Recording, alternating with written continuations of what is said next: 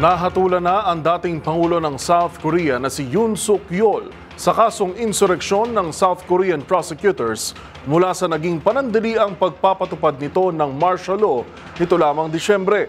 Siya na ang magiging kauna-unahang presidente ng South Korea na nahatulan ng kasong kriminal at hindi sakop ng kanyang immunity bilang Pangulo. Yan at iba pang mga napapanahong balita mula sa iba't ibang panig ng mundo sa Global Headlines Report ni James Galange. Hinatulan na ng South Korean prosecutors si dating South Korean President Yoon Suk Yeol ng kasong insureksyon mula sa panandaliang pagpapatupad nito ng martial law sa kanilang bansa. Pahayag ng kampo ni Yoon, hindi raw anya balak ituloy ang pagpapatupad ng nasabing martial law, bagkus magsisilbing babala lamang dahil sa krisis na dulot ng hindi makontrol na kilos ng oposisyon.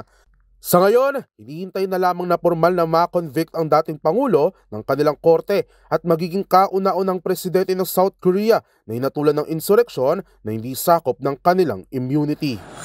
Samantala, nagsimula na ang sinasabing mass deportation ng mga immigrants sa Amerika. Sa ulat, umabot na sa mahigit 500 immigrant criminals ang nahuli at ilan sa mga itong ipinadeport na sa kani-kanilang mga bansa gamit ang US military aircraft. Samantala, aabot naman sa 11 milyong mga undocumented migrant ang kasalukuyang naninirahan sa Estados Unidos.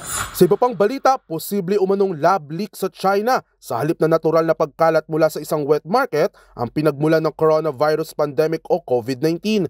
Ito ang sinabi ng Central Intelligence Agency o CIA ng Amerika sa isinagawang reassessment nito mula sa mga ebidensyang nakalap mula sa high security laboratories sa Wuhan, China, bago pa man magkaroon ng COVID-19 outbreak. Ayon sa CIA, nananatiling posible ang ibang teorya at binigyang diin na patuloy ang pagsusuri ng ahensya sa anumang bagong impormasyon tungkol sa tunay na pinagmulan ng nakamamatay na sakit. At iyan naman nakalap nating balita mula sa iba't ibang panig ng mundo. Para sa MBC TV Network News, ito si James Galange ng DZRH TV, una sa Pilipinas, una sa Pilipino.